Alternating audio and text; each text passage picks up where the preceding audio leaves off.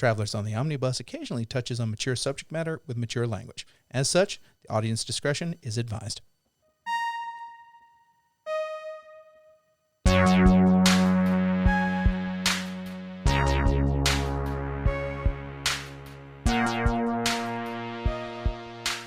Ladies and gentlemen, welcome back to Whiskey and Wrestling? Wait, what's going on? What? Oh God, they're I'm here. lost. They're here, Jody. We've been invaded. We've been invaded. No, like it's invasion of the co-host snatchers. We were kind enough to not bring. Wait. There's something different? Yes. I mean, I see Jay. Yeah, me. James McCarthy. I see Jody Kite. Yeah, that's Jody Kite. I see Ethan Skinner. You Right here. And I'm Ethan Brady Skinner. Davis. So I don't. What are you talking about? Brady, you've let your beard grow a little bit longer. That symposium must have taken a whole lot out of you. Let's see. I hate my job. McNarbs has puzzles and what's shit. What's your job's name? Censored. All right, there we go. Puzzles and shit. He doesn't do the puzzles and shit anymore because he's not, quote unquote, a monkey trained to dance. So Ethan's cold seems to have cleared up. Like So what I'm the hearing, flu. yeah. Ethan, What- you what have I'm the he- flu. Thank you for coming in. You've only coughed on us 6 times. I appreciate you limiting it to a half dozen. we'll see. We still got a ways to go for That the is end true. of the show. Yeah. This show could go an hour. Oh, no, 7. 7. There we go. Ladies and gentlemen, please don't cough on one another when you have the flu. That's wrong, and you shouldn't do that. Stay home if you can. Stay well. That's bad, okay? Yeah. I thought COVID killed the flu. No. I guess no, it didn't. It just COVID killed the flu. it joined the mosh pit with all the other diseases. No, but really, thank you, Whiskey and Wrestling, for being here this week. Yeah, no problem. Thank you very much. Again, Jason Holder and Michael Hill. I'm going to call one of you Blake Shelton because it'd be funny just to cross that joke in there as well. But yes, ladies and gentlemen, welcome back to, what is this thing? Travelers on the Omnibus? You forgot what podcast we were doing. Exactly. I mean, hey, wait a minute. A field trip through nerd and pop culture. There you go. Not a road trip. Not a road trip. Not an acid trip. No, definitely The not. last 10 minutes usually ends up being that way. Sometimes the first 10 minutes are that way. Absolutely. But yeah, ladies and gentlemen. So let's go around the room. Let's start with the one directly across from me. Michael, what have you been up to? well, biggest thing that I've been up to, besides planning for my wedding, is we went to the Ren Faire in Hammond, Louisiana, over the weekend, and that was on Sunday. It was a lot of fun. That's cool. That's cool. We got to see some jousting. Mm-hmm. I spent money on overpriced knives. Yeah. And I got this. I'm surprised you didn't spend money on overpriced microphones. They didn't have any, or I would have. I would love a Ren Faire. Those Ren Faire microphones. Yeah. Like an authentic Renaissance wooden microphone. Hell yeah. Actually, if you Stop it! No, get back to what is real.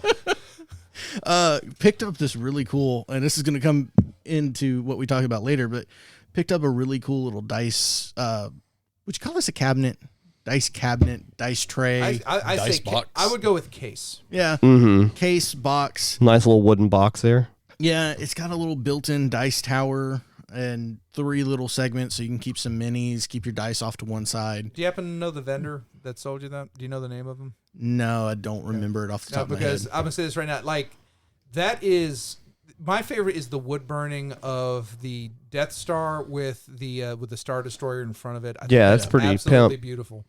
And again, to the person who made this, I'm sorry, your name is not known, but your work is highly, highly respected. That is a fantastic. It's piece very of art. nice. We played some Blades in the Dark earlier, and I got to roll with it, and it's beautiful, and it's got a really nice sound when the dice roll. Clicky clack dice rocks, There you go. math rocks. Absolutely, very good stuff. Anything else, or just Ren Faire? Let me channel. I guess I can channel some Brady Davis here. I'm gonna need you to censor this, but I hate my job. And you work at Censor. Anyway, okay, there you go. Now I don't have to edit it. It's just in the raw. Was there any music at the Ren Fair? Do you have any musicians? Yeah, they had some musicians there. We went and we saw a group called Valkyric, I think. Mm-hmm. Okay. Guns N' Roses was there. Oh, okay. Which that was kind of cool. It's just these 2 girls with drums. And, Oh, and yeah. then some pre-recorded Two music. girls, one drum. Yes. Stop. There's a Several shop. No.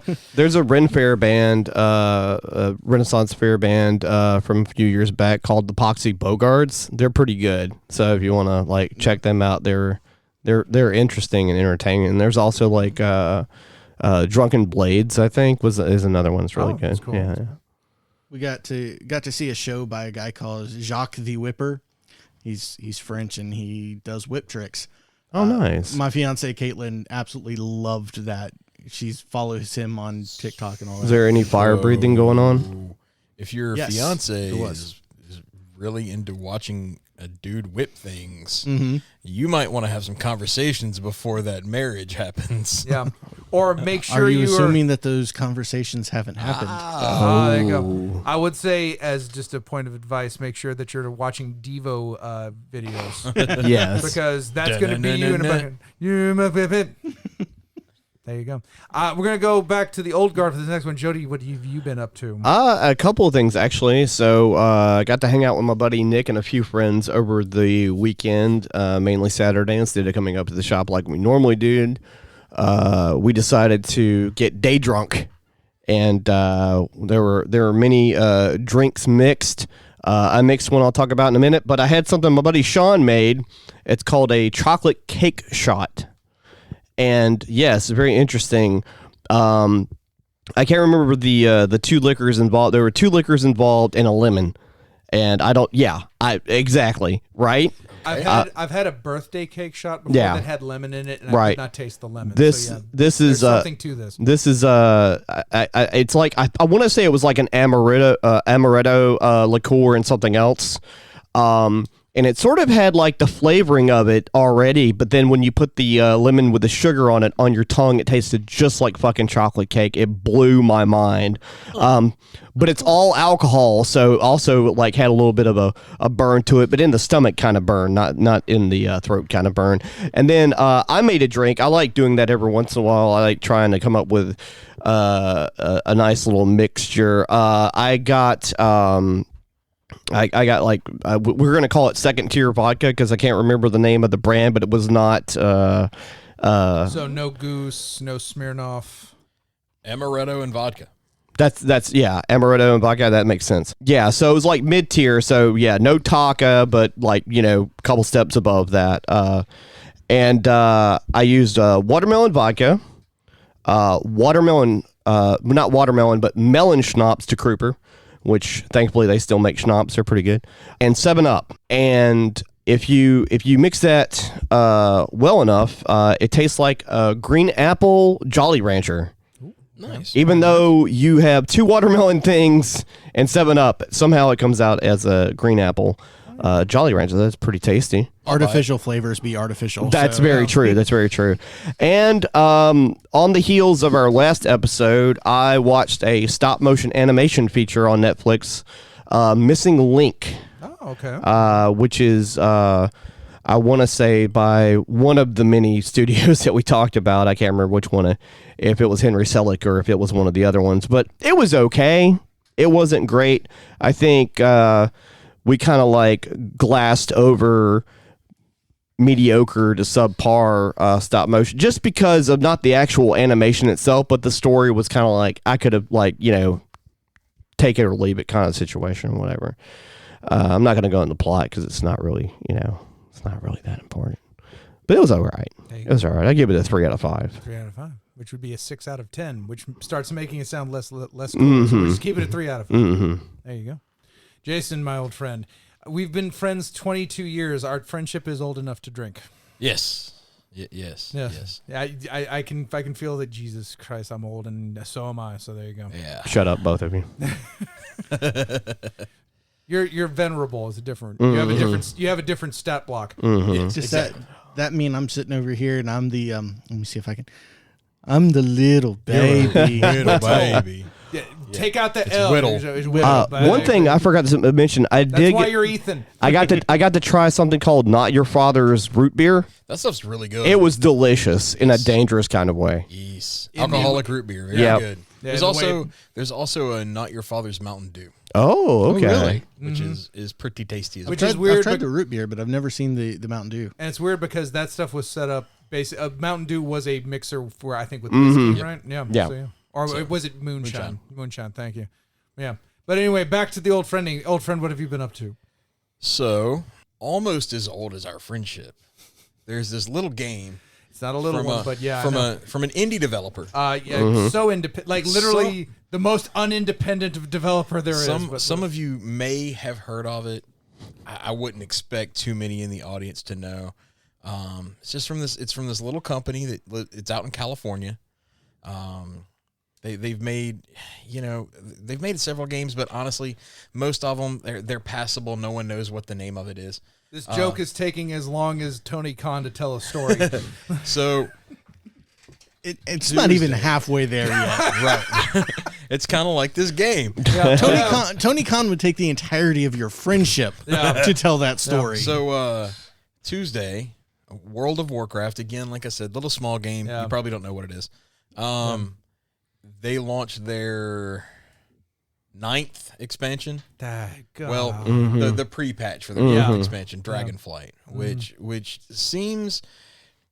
I hate to admit they got me with it, right? Because when they started talking about it and everything, they were talking about how they've brought back talent trees and they've brought back class definition, and all this kind of stuff. And it's like, damn it, that's how you get me to play this game, right? Because Warcraft is a completely different game now. I mean, it would have to be, right? It's an 18-year-old game. Right. Yeah. I gave up on MMOs a long time ago, but one of the things I didn't like about it is like, this goes to my ego, but I want to be the star. I want to be in that single player. I want to be the star, and you're just one of untold millions.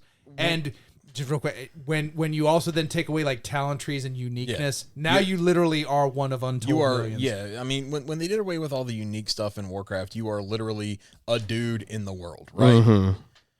I'm a dude. She's a dude. But now they brought back all the talent trees. They brought back a lot of that stuff that made Warcraft fun. They got me. I've been playing that. Now, to your point about being special. Yeah. Final Fantasy 14, you are special. Yeah. Your character is the Warrior of Light. You are the main character in a Final Fantasy game. And the way it explains out whenever you have to do dungeons and raids and things of that nature is those are Warriors of Light from other realms. Right. That you have brought in to help you. You know who worked on that expansion for Warcraft? Proletariat. Probably. Proletariat from Spellbreak. Oh, okay. Yeah. Okay. I thought it's like the working the proletariat. Yeah, the working class worked on this game. Yeah, that sounds about right. Spellbreak, one of the best battle royale games ever to be made, died because Blizzard's like, "Hey guys, why don't you work on this expansion?" Well, I mean, it goes even worse than that. Homeworld, which is finally about to get its third installment here, I think very, very, very soon. I'm very happy about that. They had a in-between game between Homeworld and Homeworld 2 called Homeworld Cataclysm. They cannot release that game in its original title anymore because of the copyright on Cataclysm that Activision Blizzard put on it. So it's now known as Homeworld Emergence. By the way, GOG, Homeworld Collection Remastered, excellent. Now Emergence, but Homeworld Cataclysm, which has not been remastered, also an excellent game. Get those. Wait for a sale, and you can probably get them for like $2 to $5, and it's more than worth it. Sorry about that. I didn't get there. No, that's pretty much what I've been doing. That and work. There you go. I've had a couple of things that we had to do with work around Veterans Day, all that kind of stuff. But, okay. Getting ready for Turkey Day. There you go. Yeah. This one should come out right before Thanksgiving, so we hope your turkeys are plump and festive in that order. Peace. That's it. Like for me. Yeah. So for me, I downloaded. Jay, what have you been doing? Oh God, thank you. So much pressure now. No, I downloaded a couple old games that I haven't played on Steam for a while. Civ 6. They did a sale on Civ 6 where all of the expansions, where if you bought it piecemeal and outright, would have been like $120. They were selling it for $14. So speaking of purchase, Steam, yeah, yeah. Y'all's previous to the previous episode, the Metroidvania one, Yes. has made me go on a hunt to find Castlevania Symphony 9. Oh, yeah. So I will say that. Yeah, I would also being not available on the Switch is pissing me off. Yeah, greatly. Yeah. Like I'm pretty sure you could get off the PlayStation Store somewhere. It's on the PlayStation it's under Store, the it's on the Xbox Store. It's on Steam. Yeah, it's on the anniversary with the Rondo. Okay. It's just not on Switch. Yeah. Makes no I wonder sense. if there's some hang up with Sony about that. I don't know. Because that would be a license to print money on the Switch. Because it'd be the first time you could play. It'd be the first time you could play Symphony of the Night on a Nintendo system. Yeah, I think that would be great. Nintendo hates their customers anyways, so they're probably just doing it out of spite. I want you to play Bloodstained. No. Well, I mean, again, Sony has Bloodstained as well. Oh. You can get that on true. PlayStation too. It's also on the Xbox. Yeah, I think. Yeah, I just think it's more along the lines of.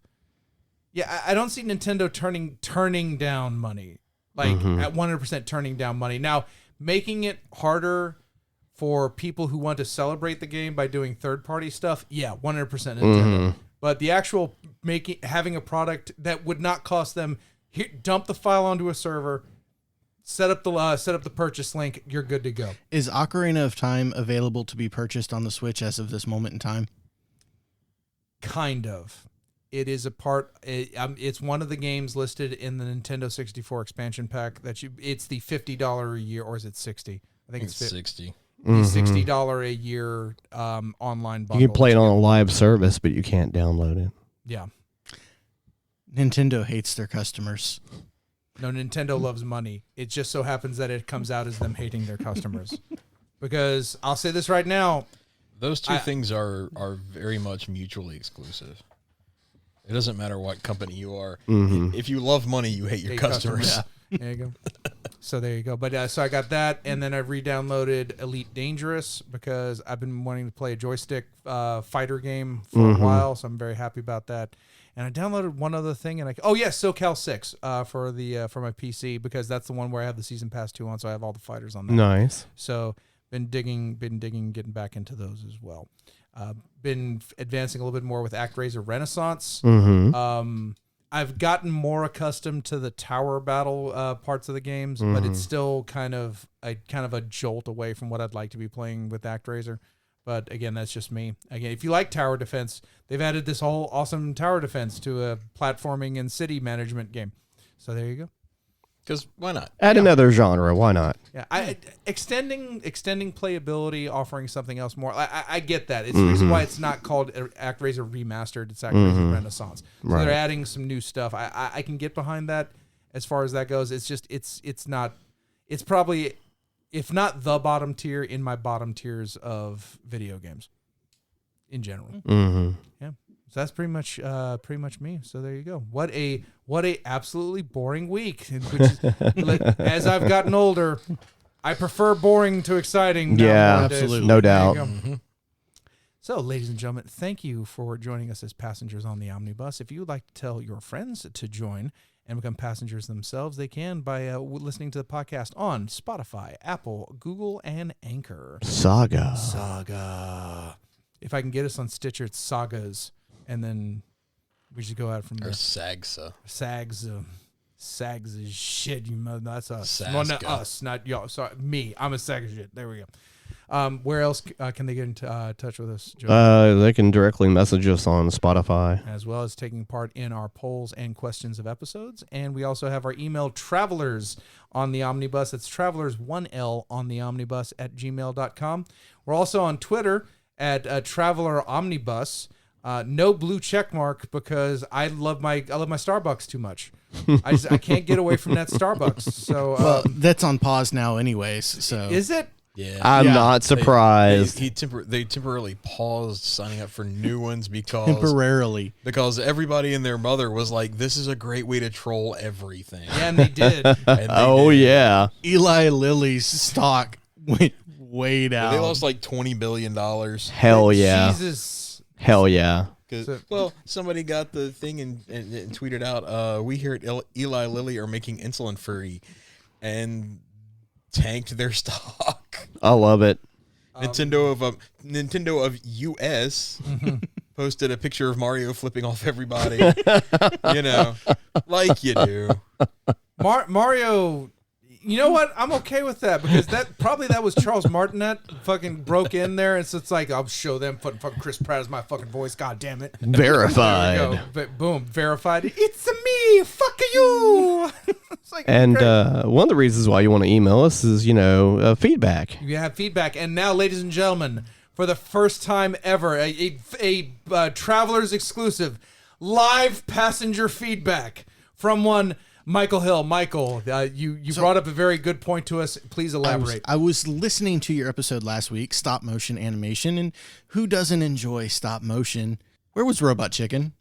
Where was Robot Chicken? That is probably exposed more people to stop motion animation in the last 20 years than any other use of stop motion. That is a tremendously in all seriousness, that's a fantastic point. It is something I think we should have touched on. And I think it speaks to the breadth of time that stop motion has been with us, that we had so many things we could light on and touch on in that topic that Robot Chicken didn't get in there. But to not bring that up in any way, shape, or form, that's 100% that's an oversight. And so, to Michael, to you, mea culpa.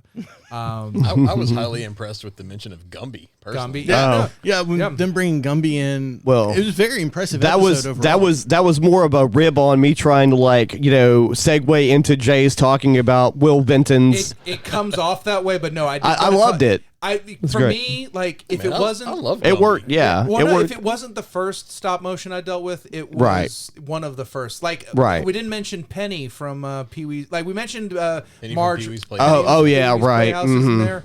a great example of car. I forgot to mention Paddington Bear. Paddington Bear. That's another great one.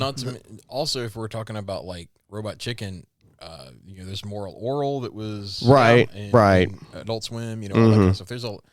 There's that huge history. There's a lot of TV stop motion, which is so weird when you think about how expensive stop motion and time consuming. Yeah. See, for me, it's not the expensiveness. It's like what Jody just said. The time consuming, because if you want to produce this on a regular basis, you have to give yourself a long window in order to be able to get that. Well, it's like when, and even though it is stop motion, but. Listen to Trey Parker and Matt Stone talk about the early years of South Park. Right, when they were doing the construction paper. They were doing construction paper. The show came out on Wednesday. They started that afternoon on next week's show because it took that long to get one put together. Were they working? They weren't doing it in a week at that time. They weren't doing the weeks at the time. That was later. Because it was around a week that they were doing not right away. Started I want to say in later seasons. I know at one time I watched they did they did a behind the documentary scenes type thing. And they reduced it down to 10 days production time, and then they were able to produce when they had the season up, it was 7 days. The first season was only 6 episodes, and it took them 8 months to make them because it was just them, and they used construction paper. Yeah, it wasn't until they got onto the digital computer rendering to do it. But so still, I mean, it's still impressive that they did it at all. And then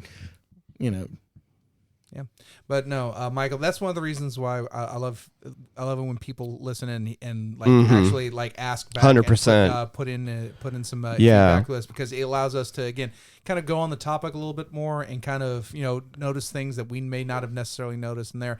Also, it's good for conversation. Our friend Jared Hubbard one time.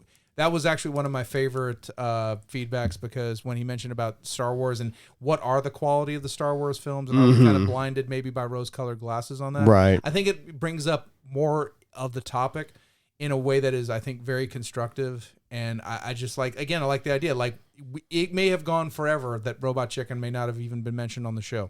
And you've got it right here, right now. So again, and also, thank you very much. For and also, brings up another, maybe not a topic for the show, but that's during the very beginning stages of Adult Swim before it kind of it's still going, but not really. But that was a shit ton of original programming coming out in the early 2000s for Adult Swim. That's one of the best things that came out of there. I would argue the golden age. That C-Lab, Aqua Teen Hunger Force. I think the very first seasons of Squidbillies, which to me is more of an offshoot of the humor style. I couldn't get into Squidbillies. Also couldn't get into 12 Ounce Mouse, which was also a fleeting show as well. But I get what you're saying, 100%. No, but that Home Movies was a big staple. Yeah, but they were just putting out amazing. And there was weird shit that would have a couple episodes, like the Xander Fallen Angel. If you ever saw that thing was trippy. What was it? There was a Renegade Angel one. That's the one I'm talking. Yeah. Xavier Renegade Angel. Yeah. That shit is trippy. Go back and watch some of those episodes. I mean, Adult Swim is extremely trippy. We wouldn't have Archer without Frisky Dingo. No, yeah, Frisky Dingo is better than Archer in my personal opinion. Ooh. If you've never seen Frisky Dingo, I can't agree with that, but I get where you're coming from. I love the absurdity of Frisky Dingo also, so that's just me. Having never seen Frisky Dingo and being a huge fan of Archer, that's high praise. Frisky Dingo's good. You need to see. The premise of Frisky Dingo allows it to be more absurd than Archer, but to say Archer isn't absurd, which I don't think you're saying right now. No. But it can't reach the limits of absurdity. Right. And then, to me, the jokes are just sharper on Archer. They had time, and think about this too. This is a weird, a soapbox I'm going to stand on for a second. If it wasn't for a writer's strike, Frisky Dingo would have continued and Archer probably would have never happened because the animation studio got shut down during the writer's strike during that time period for the 6 months to a year. And then they had to work on they worked on Archer when they reestablished another studio with some of the same voice actors from Frisky Dingo. So there you go. Yeah. All righty. And that is passenger feedback this week for the travelers on the omnibus. Give Robot Chicken its due. It's awesome. Where's the trophy? The Golden Turkey Award? Not for Robot Chicken. I'll hold it up and say, the Robot Chicken, you get this trophy. I'll say it again. Unicorn mayonnaise. Maybe we should just end the episode on unicorn mayonnaise. Good night. Good night, everybody. No, thank you, everybody, for listening. We'll see you next time on Travelers on the... The unicorn was voiced by the same guy who did Space Ghost's voice for Space Ghost Coast to Coast. Yes, that shit was great. Let's get into the main topic, which took us all of second to come up with. There you go. We had a number of ideas for this week, but as you'll notice, we had to swap these out to people, or as if you believe in the canon that we built in here, they're just them. It's just they sound different for some reason. But no, real quick one. Ethan, get well soon, brother. The flu sucks, and wish you were here. Brady, same deal. Symposium sucks. Wish you were here. I hope you get over that soon as well. But no, ladies and gentlemen, tonight our topic is RPG war stories. I call it that way because sometimes it's kind of like war when you're in it, but then afterwards it's usually a very good memory. The dice will always be forgotten. The stats on the page should always be forgotten. The stories never should be. And so tonight we're just going to kind of regale each other with stories that some of us may have each participated in, but some of our favorite moments sitting down at the table with friends or possibly enemies, with family, possibly enemies, and just some of the wonderful kind of fun things that can happen when you get together and you engage in improvisational storytelling with dice. Does anyone have a lead-off story they want to hit up with? I'll start off. Hell yeah, let's do this. Fuck yeah, I love this energy. So we were playing Starfinder. It was the first time any of us in our group had played Starfinder. Holder was over. He was being the GM. I was a huge lizard man, and I just wanted to be this intimidating just beast. Yeah. I walk up to a guy, try to slam him against the wall, and I rolled poorly. And basically, the NPC just looked at everybody else and said, "Keep your pet under control." It's like, oh. Some of the best stories come from when everything doesn't go right. Botch rolls, man. I love them. Again, anytime you kind of can get a smile on your face from that, because again, you got this guy that fills up not even a doorway, the hallway, and he's like, it's like, we want to dance with your dates, and then you don't let him dance with your dates, and then he can't dance in the first place. It's like, what the hell's going on? And so, yeah, you have this situation there. It's kind of so. We've opened the door to things that didn't go the way we wanted them to. Jason, what we got? If we want to talk about things that didn't go the way they wanted to, okay. There was a game that one of the people that is normally on this podcast was involved. We were playing Trinity. Okay. Aeon for the old people. Mm-hmm. And one Brady Davis was playing our doctor. And he was a very suave individual. A suave French doctor. Yes. High charisma. Brady playing a Frenchman? Right. No. High charisma. He's done that twice that I know of. Wait, is he French in the game y'all are running right now? No. Okay, okay. No, he's just dumb. All right. Mark down 2 times Frenchman. All right, there we go. So we were trying to get into a hospital. Right? And we were trying to get in without creating issues to where we would have to blow up the hospital, as was suggested the last time we tried this game 20 years prior. So Brady gets up and he is sweet talking the receptionist to let us in. And the first roll goes fine. And he takes her hand and he is talking about how beautiful she is. And he leans to kiss the back of her hand like a true gentleman would. And then botched. So instead of kissing... Hold on. Okay, so just to describe the system, this is a D10 system from White Wolf. If you roll successes and you roll ones, sometimes they take away. Not in this system. It's good. If you roll no successes and a 1, you botch. He did not roll no successes and a 1. He rolled no successes and 4 ones. Yeah. Which, on my scale of things, when you 4 botch, you go down to tie your shoe and your head falls off. Like that. So I immediately ripped off my shirt and threw it in the corner and just started screaming. Everybody else who was just talking amongst themselves is losing their shit because it's like, how the fuck am I going to work this out? The way it was described is perfect. He leans down to pick up, he takes her hand and he leans to kiss the back of her knuckles, and instead he bites her fingers. Hard. Ooh. Long pause. Hard. She freaks out. As she should. As you do. Hits the alarm. Jumps behind the counter. Brady goes to hide behind the counter. Well, no. Some fighting starts. ensues, and then he can't fight, so he hides jumps behind the counter where she is. So they get into a slap fight behind the counter while the rest of us are jumping out of the way of machine gun fire. Laser machine gun fire, Yes. I'll have you. Yeah. That game had several of those where it was, hey, this is your thing. Yeah. Right. This is what you do. Right. Like Gomez was another one in there.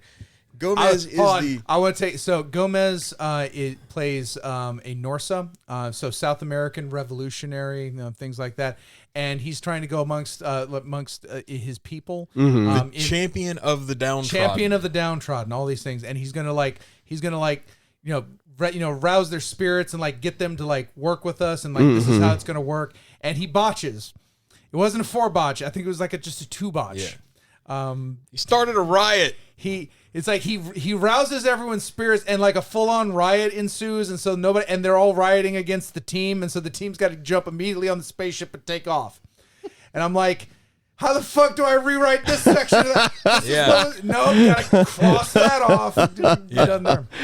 Hope you're good and adept at being a games master there. Absolutely. Jody, what are some times when things went wrong? Like early on, let's take the laps out of the room for a second. When I first started playing role-playing games, I had a couple of game masters that, didn't spin, critical fumbles in a humorous light or make the game more entertaining, and I don't wish that upon anybody.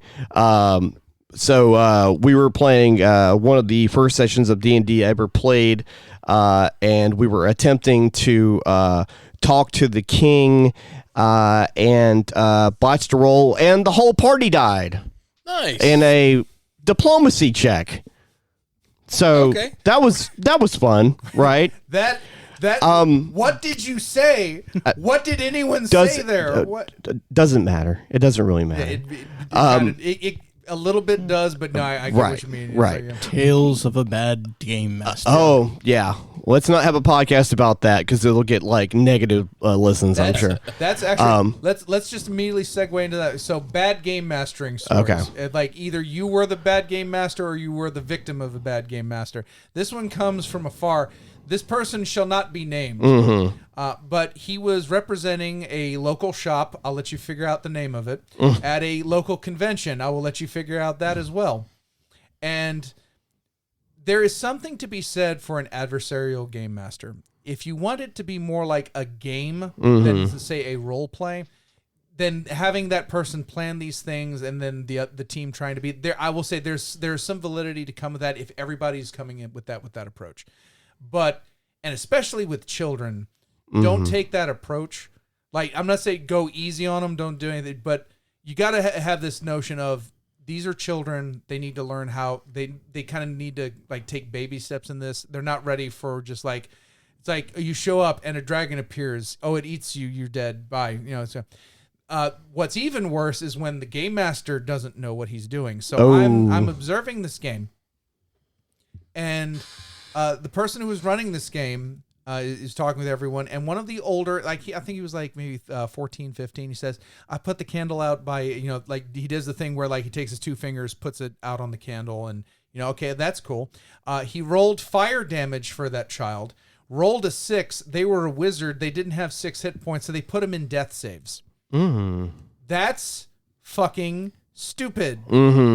A candle will not kill you unless, you know, it catches you on fire.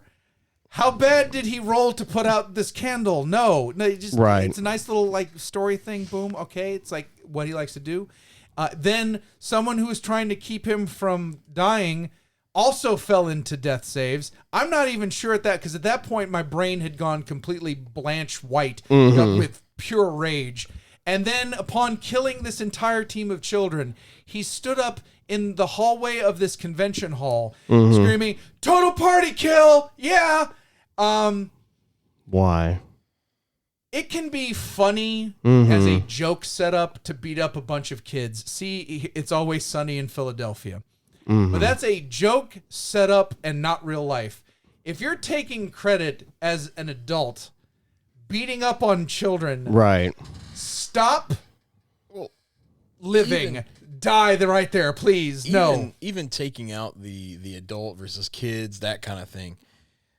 We've known each other for a while. Like we talked about, we've known each other for 2 decades. Yeah. Michael and I have known each other for a while. Jody and I have known each other for a while. But we were playing a game, and one of us was the GM, and the whole party died, and it was something stupid. It's the reason we all died. We would get a good laugh out of it because we all know each other, and we would move on with life, right? Yeah.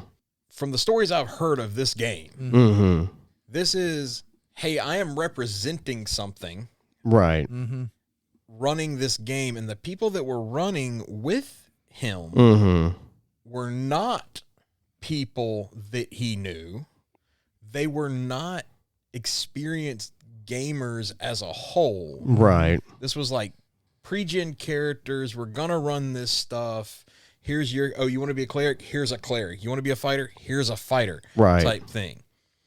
Teaching this next generation of gamers how to get into it. And their first experience, or one of their first experiences, I should say, is this. That's going to take a lot of people and kind of get that whole, I don't want to do this. This is dumb. That was like one of my there you go. First experiences. Besides the King story is from the same games master, and so before that happened. Before we were led up to that point, which we were led up to that point, and I wasn't familiar with what railroading was because I had just started playing. And this happened, and this game was like maybe 3 or 4 sessions, and we were like, when the party wipe happened, like we were done, not just with like that session, but playing with that guy. So we wanted to do something. We were on this trail or whatever, and we were trying to figure out what to do. We were trying to do stuff off to the side, like, okay, can we go over here? No, you can't go over there. No, you can't go over there. Okay, well, we want to go to this town because we heard about this rumor that maybe, we could get some information so that this diplomacy situation could be smoothed over. Oh, you can't go over there. Why? Well, because of this reason, this reason, this reason. but we want to go over there. Or you can't go over there. And then he literally drew a line on the paper, A to B. This is what you can do. Wow. That is the worst example for a first-time player experiencing. Also, this is another red flag. If you're listening to this podcast and you haven't gamed before, if you're playing with someone or a group of people, and the guy that's running the game like asks you, okay, we're playing this game. I'm going to tell you what the classes are. Based off of what I tell you, you tell me what you want to play, and then I'm going to tell you that you can only look between pages 33 and 36. I don't want you to look at anything else. Wow. Because I have the books and no one else has the books. That was my first experience playing role-playing games, and I didn't play again for about 3 or 4 years after that. Now, see, part of that though, there in the old Dungeon Master's Guide, Mm-hmm. I think like the original AD&D Mm-hmm. Dungeon Master's Guide, it says at the beginning, if you're a player, don't read this book. Mm-hmm. You know, now I get where they were going with that, Mm-hmm. but at the end of the day, if it's the player's guide and it's like, hey, you want to play a fighter? Okay, you can only read the fighter section. Mm-hmm. Is the attempt there to be like, so your fighter doesn't know mages exist? Right. You know, like, is that where we're going here? You're trying to mean, if that's prevent meta information about what other characters can do. It sounds like they're trying to prevent metagaming. And they're doing it the wrong way. They are, because anybody with money can buy the book. And more so than that, like going back to how he handled that, like there's a way to handle that. Like I said, well, we'd like to go over here. What the easier, and to me, the better way to do it is more open-handed. It's like you go over there. However, it doesn't really lead you any because there's not really enough information there. Well, you can put something there and it not be relevant and be railroading them in your own mind, but you don't make the players feel like they're being railroaded. If you come across a clan of storm giants in the middle of the road, what do? Right. We turn and run the other way. No, we fight it, and okay, you're dead. Good if job. my plot was for you to failed go your diplomacy roll. If my plot was for you to go to a cave system and fight something, then no matter which way you leave town, you're gonna find that cave system. Right. Right. Or the cave system becomes the sewers of the town that you go to. Yeah. Like it's more thinking on the fly. I don't like, and I think we need to cut a line between railroading and guiding. You want to guide them toward, like, have your A and Z, but the rest of the alphabet, have them figure that out on their own. You do a great job when it comes to guiding in a game because we'll throw out some kind of something or here, and Jay's response is always, "You can." That is a very popular. That's phrase. one of my favorites. And that phrase, it kind of, once you played enough times, it's like that. Okay, this is probably not the right way to go. We can try it and really screw everything up, but let's rethink. I've been lucky in that I can't think I've ever really had a bad experience with a DM. Like, I'll toot my own horn. I'm pretty good. That man right there is pretty good. That man right there is pretty good. Like, you've been surrounded by some good DMs. I've had both of you guys, Jason and Jay, have been DM. Jody, I don't think we've done one. No, yet. I haven't run a game for you guys yet, but it's coming. We got one coming. That's awesome. Greg has been my DM for a couple little one shots here at the shop. Ace, a friend of ours, has been a DM. Ace, role play, get back into it, man. You were great. Yeah, and I'm just now stepping out into some other. I'm playing a game with some of my fiance's coworkers. Nice. And it's been a lot of fun so far. It's a lot more cerebral than what you guys. It can be for sure. Do it's a lot more like maze kind of stuff. Okay, but it's just a completely different thing. So that's one of the joys of role playing. I love different experiences. Yeah, because depending on who's in the group and who's running the group, you could have a completely different. Just in that group, like if you just swap one or two people in different roles, it's completely different. I'm playing a game with a bunch of PhDs, so it's that can be fun. Here I am with my degree in recreation administration. I want to talk about a story real quick about me running a game. Before I do, though, if you're trying to get your players to find the key of Antioch, because it unlocks the chest of Antioch, and they're going to get like all the things that they want, You can put that key wherever you want to put it. It doesn't have to be only in this town over here. It doesn't have to be in town A. It can be in town B, town C. They can kill a giant and find this key. They don't know what it is, and they have to have it identified. There's so many different ways you can guide your players. But well, and I want to tap one last. It happened tonight because we did play Blades right before the show. If they offer something that sounds cool, but they're offering it in a way that doesn't work with the story. Come together right now over me. Yes. Just finish it right now over me. All right, those are very y'all good. are going to get a strike. Oh, that's fine. That doesn't sound anything like anything. So I was running this 2-year campaign, right? We finished it, thankfully, but with different people involved. You know how 2 years is a long time to run a game. And they were around like level 8. This is 3.5, by the way, D&D 3.5. They were in the middle of the desert, and they found their way into a magical sand shifting labyrinth. So every time they'd move, sort of like in the movie where they'd go down a way and then the path would cover and so forth and so on. And sometimes I don't plan out everything that happens because you don't know what the players are going to do anyway. And I'd forgot to plan how for them to get out of it. So they don't. Yeah, right. But it was going on for a little bit long. Rock's fault. Everyone dies. Right. 15, 20 minutes of them, killing a couple of things and walking around this maze. They started, obviously, my players started getting frustrated. I'm like, I've got to figure out what the fuck I got to do here. And I put a portal at the end of one of the pathways, and one of the player characters just decided to jump through it. And I was like, oh, I didn't expect that. They didn't even check to see what it was or what kind of magic it was or anything like that. Just jumped right through it. And then everybody else decided to just follow suit after a little bit or whatever. And I started explaining to them what it looks like in the place they are, in the plane of existence they are.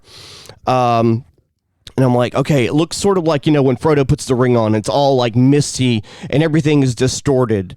And somebody just said, oh my God, we're in hell. And I went, you know what, Jimmy? You are. And so the players gave me an idea of what to do. And I think that's part of storytelling is like accepting what's happening, go with the flow, and take those chances. And if someone says, oh my God, is that guy a demon? Yes, you are correct. Like skeletons cutting their way out of bodies. That they're angry at. Yes. Necromancer just really overpowered, can just pull them right out. Yeah. Honestly, I'm really looking forward to whatever happens with that. Yes. Brady playing that dumb idiot, and I'm just like, sure, buddy, whatever. Okay. We talked about bad DMing. I want to talk about what about moments where you were in a game and your game master, dungeon master, storyteller, however you want to call it, came up with something that just came out of nowhere and it just worked. Like those spontaneous moments of eureka genius. Maybe not even just from storytellers, but from players. Like, does anybody remember any stories like that they'd like to bring up? I mean, I just kind of recanted one. That is so. one. Yeah, no, that's a great on the fly one. Yeah, and also because they took the devil's bargain without hearing it, basically. Oh yeah. Well, I have one. Would you like a portal? I have one other story where they decided to. This is early on in a different campaign where they were in this dungeon and they found this room that had all these infernal and demonic symbols everywhere, and decided to put one of the innocent players in the middle of the first glyph and started pushing buttons and started the end of the world by human sacrifice by accident. There you go. So that was not on me. I didn't do it. That was their fault. Yeah. You gave them the history eraser button, Ren. You pushed the button. What did you think Stimpy was going to do? You pushed the button, the shiny candy-like button. Red button. The candy-like button. One memory that always is going to stick out with me for a while, and this is your game, Jay. Oh, okay. This was Saltmarsh. And it worked in the story that you had in this game of us having all of these NPCs running around based off of stuffed animals. Yeah. And I'm playing a tiefling monk. The doorbell rings. And I walk up to the door and I open it, and you're just like, hello, I am the Xanathar. Hello, I am the Xanathar. How are you? Yeah, just Xanathar showed up. Like by this point in the game, there was Smoochie. Yeah, we had an awakened. That is something I do want to talk about. Okay, there you go. We had an awakened frog druid. I love it. We had 2 owl bears that could both talk. There was Berry Booga and Cherry Berry. They met in college when the professor called for attendance, called Barry, and they both raised their hands because they didn't know which one was talking about there. You eventually are going to get her mom and dad, Foswald Barry and Karen Barry. I love the use. I'm a big fan of Jim Henson. Like I'm just a big fan of Jim Henson, and I like the idea of like things that aren't human having human personalities. And I like having that prop and having it as something you can visualize. That to me helps a lot, and allows me to be kind of goofy and weird, because you guys had a kind of dramatic action movie going on. Meanwhile, there was a slice of life sitcom that was going on that was helping pay for everything that you guys were doing. Because like would come back, it's like, hey guys, the Quality Seafood and Poultry place owned by the Owl Bear, we got a whole bunch of money, and here's our Nephilim Bocephus along with his mimic to tell you about it. Yes, I invested in Dice Coin, and I got out right before it crashed. Mimic, please show them. And right before the game, along with being a Mike freak, Mike is also a dice freak. That had a whole bunch of Mike and I in there, but you parse that sentence out however you want. And so, hey, Mike, can I see some of your metal dice? Oh yeah, sure, man. He's thinking it's like, oh, it's gonna be for this. Like he needs these to roll. Well, I was giving you my dice to roll every week, and I was giving you the metal one because I wasn't using. Yeah, them. right. And so I stuffed them in. There's a stuffed animal dice bag mimic. And so I just put all of them in there, and it's like, Mimic, show them the results. And I just had him vomit up all of the dice onto the board just for the cheap joke of it. I love it. Because again, it's a game. Let's have some fun. Mm-hmm. Maybe the joke doesn't hit, but at least we're going to try to have fun with this stuff. It's like, and when the Xanathar, not Xanathar, the Xanathar, he shows up, and I'm just like, yeah. Barry, there's a... Yeah, because again, it's the slice of life sitcom that's going on while all this other shit's going on. Maybe the laugh track on that one. Yeah, there you go. No, you mentioned Smoochie. Yeah. So I would be remiss if I didn't mention the first time Smoochie made its appearance. Yes, it was great. Back in our college days, it was you and me and our buddy Richard and our buddy Nick. Yep. And we had started Aeon again the first time. And so to set the scene here, we have 3 characters. I'm playing Jesus Hernandez, who is a Norsa. Richard is playing the doctor in this one, but he is from the Haitian branch, right? Mm-hmm. Yeah, they're more about super laid back healer, right? And our buddy Nick is playing a giant legionnaire, right? Beat your face in type person. We got our ship. We're fixing to go on our first mission. We were gifted a ship AI. So we go to plug it in, and it pops up and it asks for your visual representation of the ship, right? Your Cortana, if you will. Mm-hmm. And the choices were Pamela Anderson, because again, this was like 2000. This was 2000. And there were a couple other choices on there. That's the one that I remember because we were all like, yep, you know. And, okay, roll to install. Nick rolls and botches the install. So instead of Pamela, we get Smoochie. Which, since we have learned that Smoochie was the plan all along, obviously, but we get Smoochie. Hello, I'm Smoochie the Frog, your computer SI. What may I do for you? And he starts asking us, he asks who we are, and Nick tells him begrudgingly, and I tell him. And then it gets to Richard, and Richard refers to him as Doctor I Don't Talk to Frogs. And that started an antagonistic relationship. See how this is going to be. Okay, Doctor. Between the ship and the Doctor for the rest of the game. Yeah. There was that. And then later on, in the second version, the person who played the Doctor, who was Brady, he also didn't like frogs, but he was also French. So there's like, that. What would you like to eat, Doctor? Frog legs. It's like, oh, okay. I'll see what I can do for you. Here you go. This is a toilet seat with grill marks on it. Yes, I made you potty roast. I made you pati roast. Oh, don't worry about it. The grill marks are from the radiation coils on the engine, so don't worry about that. You have a good day now. Bye-bye. So yeah, I had to mention the original Smoochie. Now we were talking about like different games and everything. I think it's safe to say that most of us, the original game we played was D&D. Yeah. Yeah. The first game I played was second edition. Like, we're at D&D. that age that it's kind of the only thing we could do. Yeah. Mm-hmm. We played a D&D game back in high school where we were all commoners. Mm-hmm. We weren't heroes. We weren't fighters and wizards and things of that nature. We were the innkeeper. Was this Nick's game? Nick ran this game. Okay. Yeah. Nick Dunaway. Shout out to Nick Dunaway. I was the blacksmith in the town. Clark was an innkeeper. We had another guy playing who was the owner of the general store. And the premise of the game was we were settlers setting out from the capital city to settle our own town. And the way we leveled up and interacted was we played SimCity, basically. We built our city. We had to get people that were going to be not fighters, okay? Not level 1 fighters. Mm-hmm.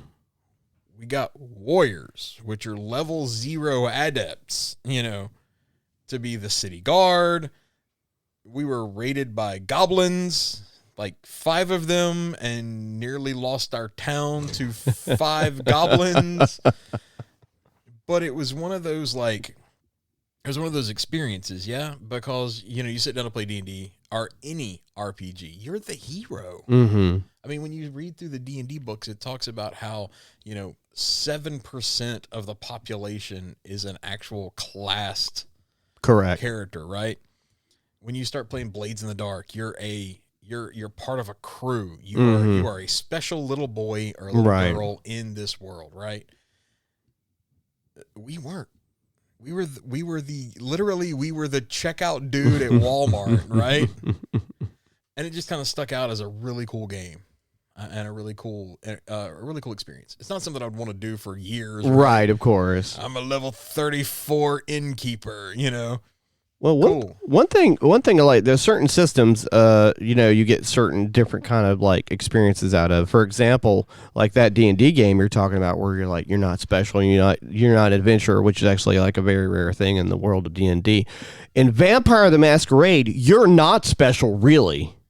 You could die at any moment. There's plenty of motherfuckers ready to kill you. And sometimes you accidentally diablerize your sire and become an 8th generation vampire, and gain 3 extra dementias because you're Malkavian, and fail upwards, which is what happened to me one time when I was playing tabletop vampire way back in the day. No. Yeah. Did you also watch Phantom of the Paradise? No. That's another good story, though, playing werewolf. Oh, Lord. Okay. Yeah, this one's all you, brother. And this was a very short game that we had played. We only played for a few months. Yeah. But it was you and me. And which is weird because a few months now is like, that was the longest campaign we've ever achieved. Yeah. Yeah. But it was you, me, Flannel, and Mike, wasn't it? You, me, Flannel, Mike, and I think... And Richard came over too. Because Richard was the Theurge. Yes. Yeah. And Flannel was playing a Shadow Lord. Your group that is mad that they're not the leaders because they think they should be. Mm-hmm. Yeah, the deep-rooting Wallachian warlord, except instead of the vampire myth, it's the werewolf myth. Yeah. I was playing a Fianna, drunk Irish dude, right? Yeah. Mm-hmm. Ragabash Fianna. Ragabash. Yeah. So a jokester drunk Irish guy. Yeah. Right. And Flannel was playing an Arun, so the warrior type. Yeah, Max Rage. He was Lupus, Max Gnosis. I love how in the werewolves are actually way less serious most of the time than vampires are. Yeah. Right. Oh, this Shadow Lord was very serious. Yeah.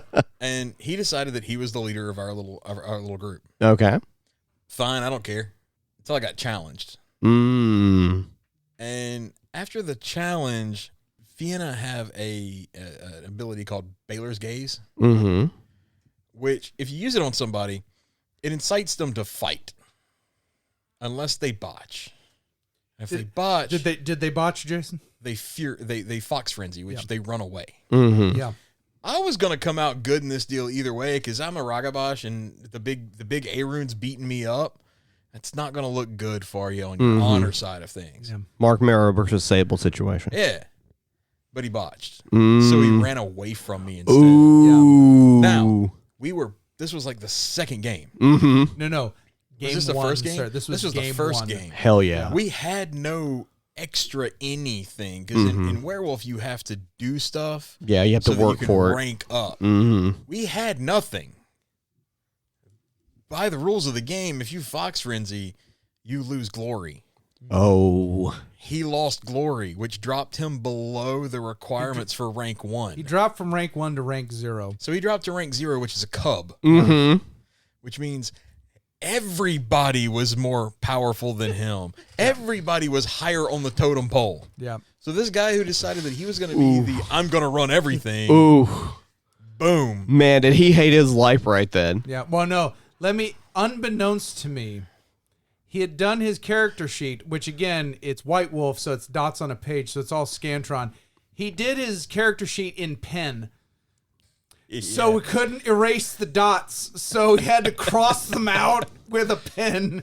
And then like that night I had to which was weird. One of the characters that game was based off of my grandfather, an old fisherman who lived on Oak Street in Biloxi. And I have to introduce him early now because everyone's not supposed to go to Oak Street because that street's verboten for some reason. And so it's like there's a werewolf elder on Oak Street. So yes, and so we got him back up to rank 1 by the end of the thing, while everybody else is like progressing their way towards rank 2. We got him back to rank 1. That was a detour. That was one of those detours that ended up in a kind of a happy finish because I was able to kind of introduce this character and kind of set the kind of stage of what are these factions that are kind of inside of the werewolf community that are in there. Which again that's again when happy accidents end up resolving out pretty good, right? Because through a matter of storytelling, not just from me but also from the players willing to shared collective, which that's the key. That is if there is one key to any RPG is what the storyteller can present, do the players buy into, and what do they invest in that to make it even better? So let me ask this question. This idea of investment, when have you seen other players invest that kind of raised the game for you? Maybe it's a story for your own, maybe when you invest in it and you got to pay back in it because it ended up being done well for you. Michael, do you have any stories like that? Nothing's coming to mind right off the top of my head. Okay. I have one. Okay, go for it, brother. As a games master, one of my players, Nick, our buddy Nick, I was running a Pathfinder game for him. This is Nick Krebs. Yeah. Okay, because we've already mentioned one Nicholas. Right. We have Nicholas Dunaway, A1, 10 out of 10. Nicholas Krebs, A1, 10 out of 10. I'm not going to go into the long part of the story, but just to give you a little example here, we had been playing this game for about 6 months. He was like, everybody was like level 8, I think, in Pathfinder, which that Pathfinder is pretty much 3.5 for anybody who doesn't know. D&D 3.5. D&D 3.5. He made a night that had the background was I invented a religion for the game. So it was like the Church of the Holy Angel. I can't remember the name, the NPC deity or whatever. But anyway, Nick's character followed her as his deity just for character stuff. Nothing functional in the game whatsoever. Even though he was a knight, he acted like a paladin because he felt like that's how his character would act. And so it got to a point where anytime, even though it wasn't chaotic good, anytime he was in a situation where there was something remotely evil, and not just like, a rogue or whatever, but like an actual evil force, he couldn't deny that he needed to get rid of it. So I made him make a will save because it became so acclimated to his character. The way he role played and invested into his character, I also invested into his character, and so we made some functionality things happen because of it. Yeah.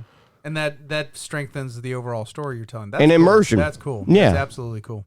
I like that. I super like that.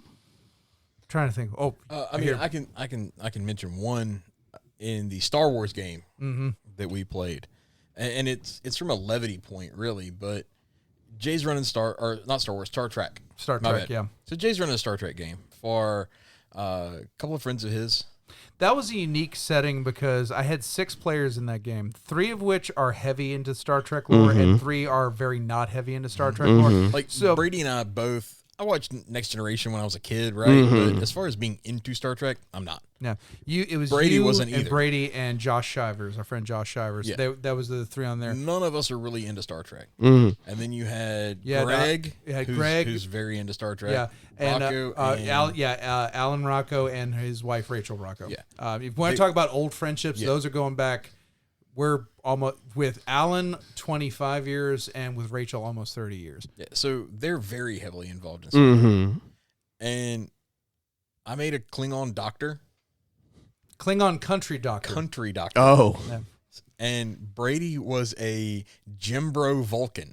And like I said, it brings the levity of it, right? But I love both of these characters. Yeah, and Josh played a Tellarite, which real quick, Tellarite are not dwarves. They're not small. They're just smaller typically than humans and Vulcans. So it's like maybe like 2 inches off. Oh, okay. However, the inside joke was Brady would be looking around and then turn where Josh's character was and go, oh shit! Like, because he just he snuck up on him. He's so small, and he's not. He's literally just like 2 inches shorter. There was also would you like to purchase a ticket to the phaser show?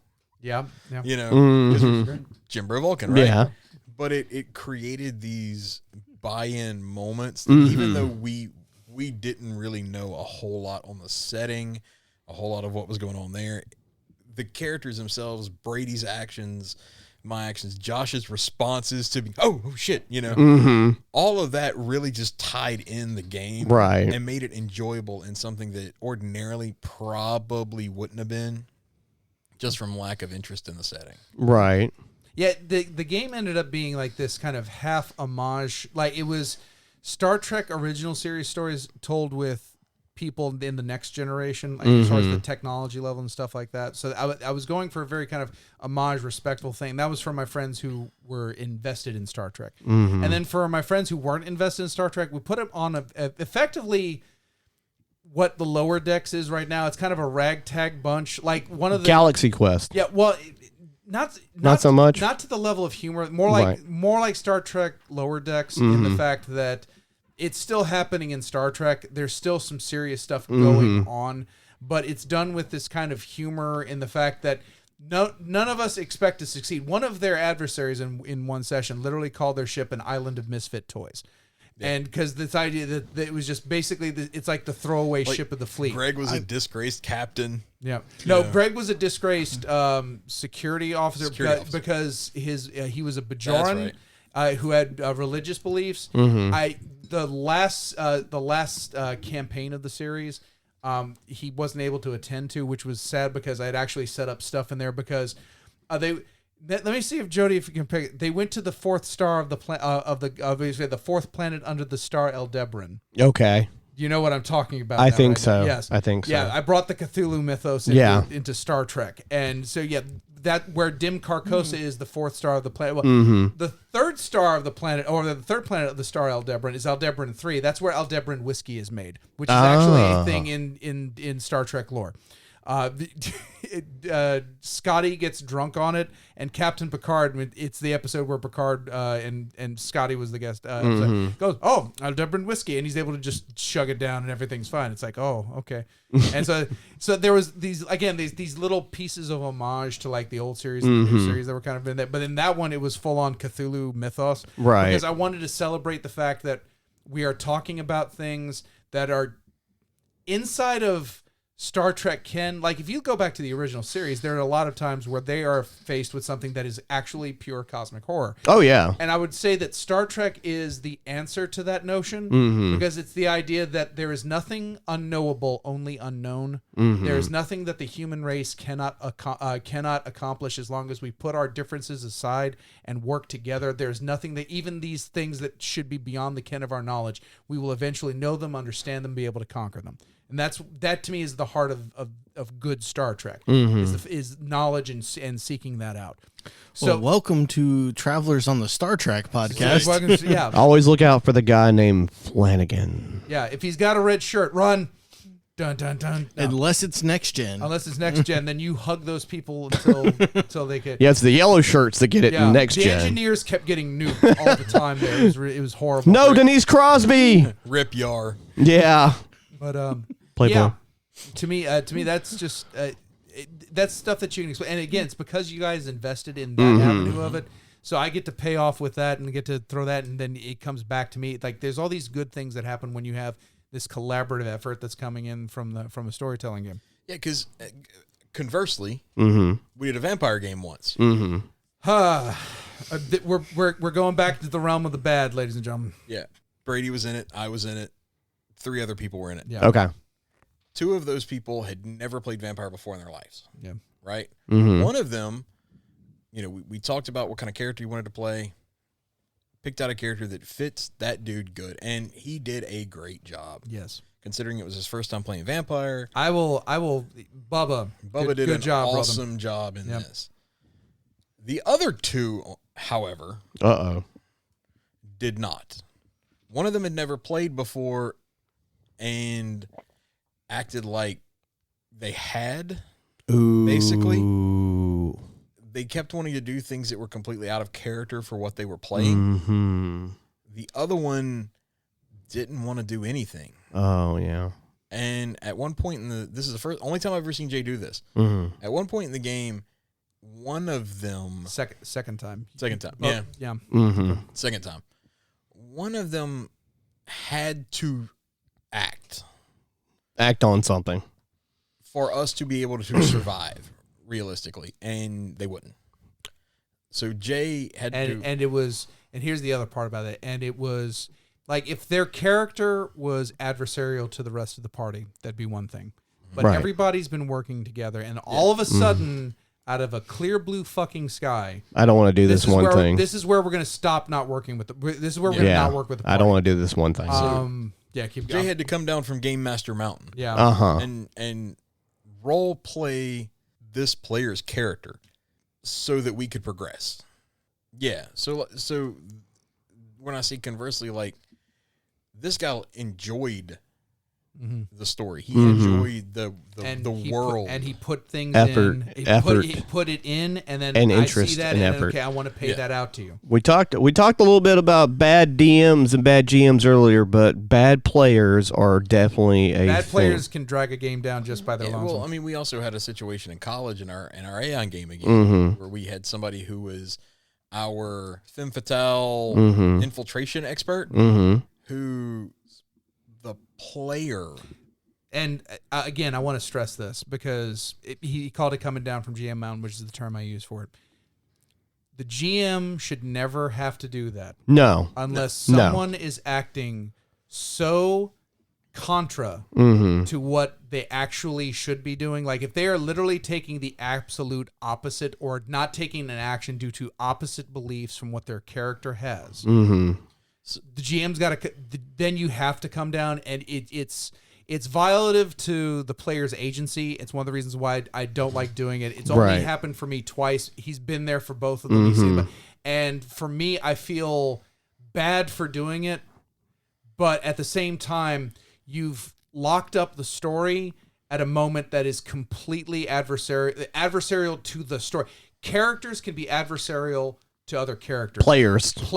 Players, and especially to the GM and to the story, you cannot be adversarial to the story unless you have a good reason for it. We need to stop. We telling stepped the story, over, and we need to talk about this because now you're getting into like personal issues, there, which that's understandable.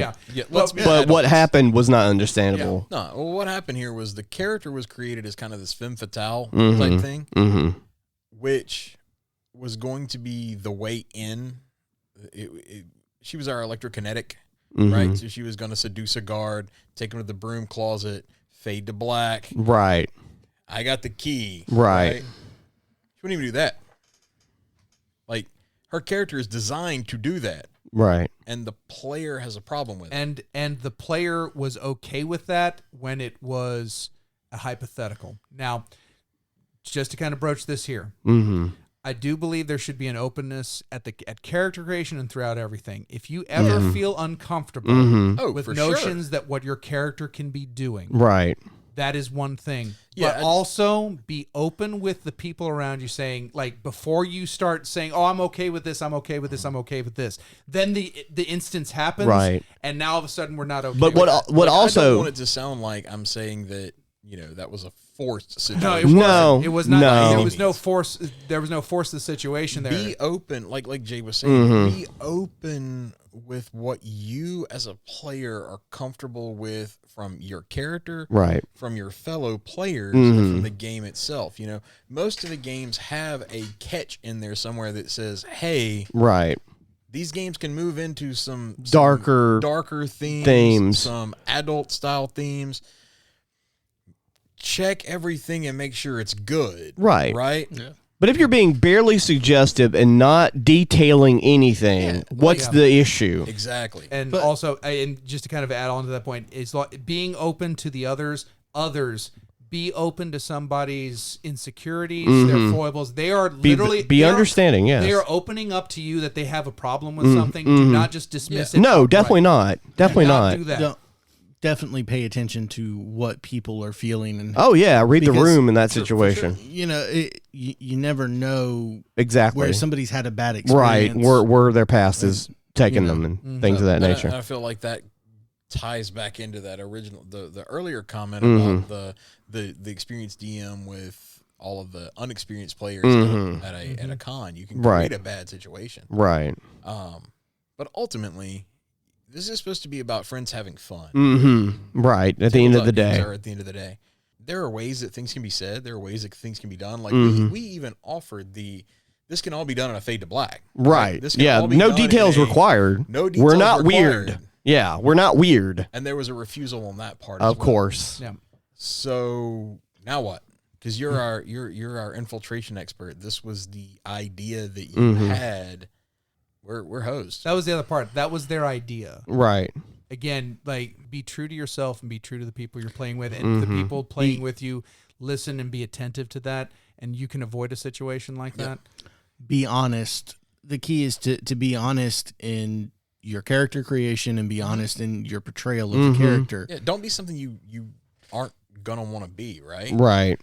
And if you're touching on something that you don't want to do, Be vocal about it. Come up with a new character concept, because it sounds like the whole character concept was a bad fit. Talk to your DM, talk to your GM, talk to your team, and also talk with the players as well. Again, this is a collaborative effort. Right. And if you get into something and you're playing a character like that where you're not comfortable with what that character would do, you're not comfortable role playing that, talk to your DM. Maybe it's time to retire that character and bring in something new. Well, from the description, there wasn't really any actual role playing involved in it. It was just like, we're gonna do this, fade to black. That was the idea. Right. Like, Yeah. there would be some players that you could do the whole thing with. Right. And that's Sure. cool, right? Sure, if you want to do that. But I would never push you anybody on that. Yeah, No, you don't no, have to no. go. That's that too far. weird. Yeah. And that's not even. That's close not. No. to where the comment is. No. right? Not at all. Hey, we've come up with this idea. Right. It's simple, right? We've come up with the idea. Our infiltration person, she's going to seduce the guard and get Right. the key. Okay, James cool. Bond the situation. Roll some dice. Yeah. I got a success. Right. Great. Good, You have the key. Right. That's it. Problem solved. That's and it. again, There nothing Yeah. lewd or lascivious No. happens. No. Just boom. Not at all. No details whatsoever needed. I want to get back to the good, and Yeah. also want to get us on the road, because at some point, Right. Mike's going to turn into a pumpkin. That's very So, true. I That's am. very true. And it's getting close. Round the table, just one either final memory or one thing about what your favorite memories in role playing have in common. One of my favorite moments is in Vampire Lore back in the day. A ally in the game became Prince and a complete dickhead immediately. So I took photographs on my phone in game. I didn't dox him in real life. My character took photographs on a fake phone in game and sent it to the newspaper as a dick move because the character pissed off the other character. You want to stay strangely anonymous in Vampire. Yes. Because the more attention you attract, the more the masquerade can break, which if the masquerade breaks, then either mortals come and hunt you or vampires come and hunt you for breaking the masquerade. That could be an entire session of this RPG war stories when we talk about LARPs, just in and of themselves. Because if you've been in a live action role play, you've got some war stories. Right. But yeah, I mean, as a player, that's pretty much one of the funnest things I think I've ever done. As a GM/DM, too many to count, man. Oh yeah, too many to count. Too many good times. That in and of itself is the memory. It's Yeah. like you've had. Is it your favorite form of expressive art as far as collaborative work? Collaborating with people, as far as my experiences go, probably. There you go. I would have to say so. Very nice. Narrative and a shared narrative is usually what I'm aiming for when I'm running games. Michael, I can see the stem sprouting. What is your final thoughts on this? RPGs are so much fun because it's you and your friends sitting around just having a good time. And that's what I enjoy about them. That's why I like playing them. And I will play any RPG that you guys want to do. I may not be able to afford to buy the book, but I'm going to sit down and I'm going to try to come up with a character concept. And let's have some fun. Let's tell a story, even if it's just a one night kind of thing. Jason? For me, any RPG, doesn't matter the system, doesn't matter the story, you have to have that. The ones that I've always interacted with and remember always are the ones where you have a fun balance of that laughing till you can't breathe and the super serious sitting on the edge of the chair because you have to roll a D20, and depending on what you roll, this is either going to succeed and we're heroes, or we're breaking out the player's handbooks and creating new characters, you know. But that, and being able to shift back and forth between those two in the same night, even. Or you have that sitting on the edge of your seat, you know, this is so stressful, and then somebody makes a wrong comment, and the whole table just, that stress breaks because the whole table collapses into laughter. Being able to do that with friends, that's the key for all of it, if you ask me. For me, his name was Douglas Paswell. His first version was a 1,000-year-old British vampire. And he opened the door, and there was a friend of his and 40 cloaked people getting ready to kill him. He knew they were there. He knew that they were there. But they had to play this political game of niceties, and somehow he managed to talk his way out of it.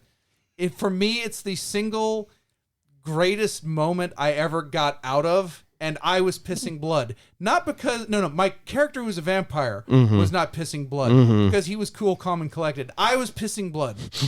And that, again, like you said, with the moment of tension when it comes down to a dice roll, when it comes down to not even a dice roll, it's like, do you throw rock, paper, or scissors? Ooh. And you got a 1 in 3 chance of getting out of that alive or undead or staying undead. Unless you got your index card. Unless you got your index cards. Yeah, there you go. And so it just, to me, those moments that can build up over sessions and then finally pay off in like one moment and how that plays out.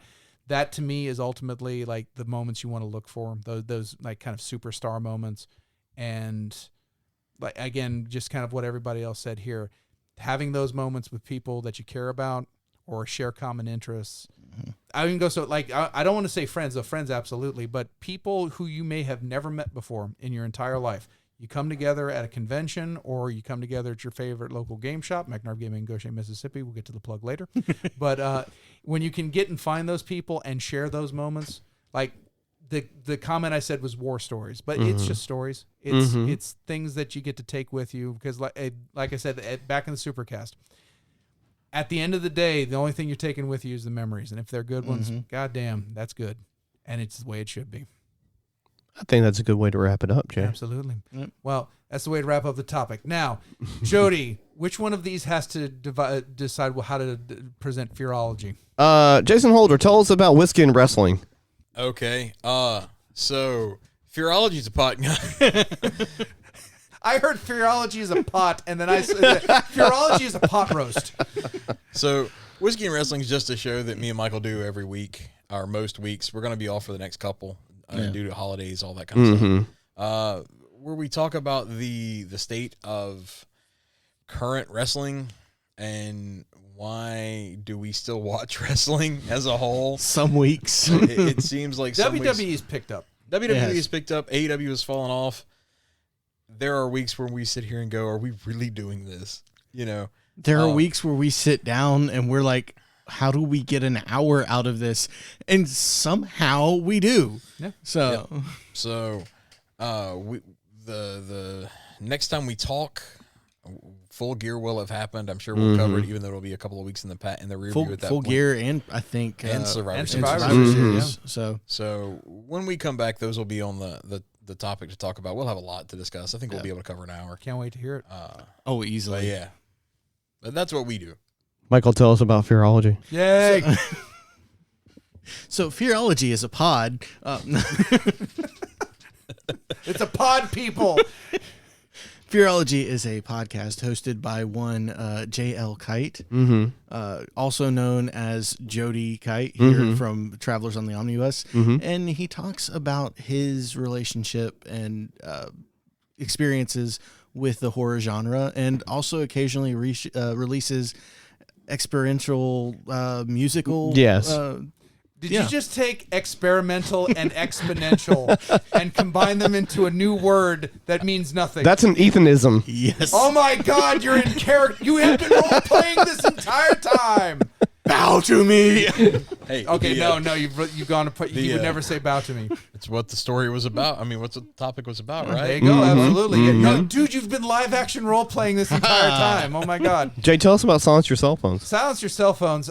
Brad Pitt and Jennifer Aniston were once married, and then Angelina Jolie got in the way of that, and then they were together, but they weren't married, right? And they helped rebuild the Ninth Ward. They adopted like 19 children. They adopted 19 children, and then who are the people? Jared Hubbard's one of them, and the other one is Kevin Shelton. Yeah, there you go. There you go. It's very good. They talk. Are you have stroking? nothing to do with. Yeah, no, exactly. It's how it works. But they were movie stars, and who's going to see them? Kevin Shelton, Jared Hubbard.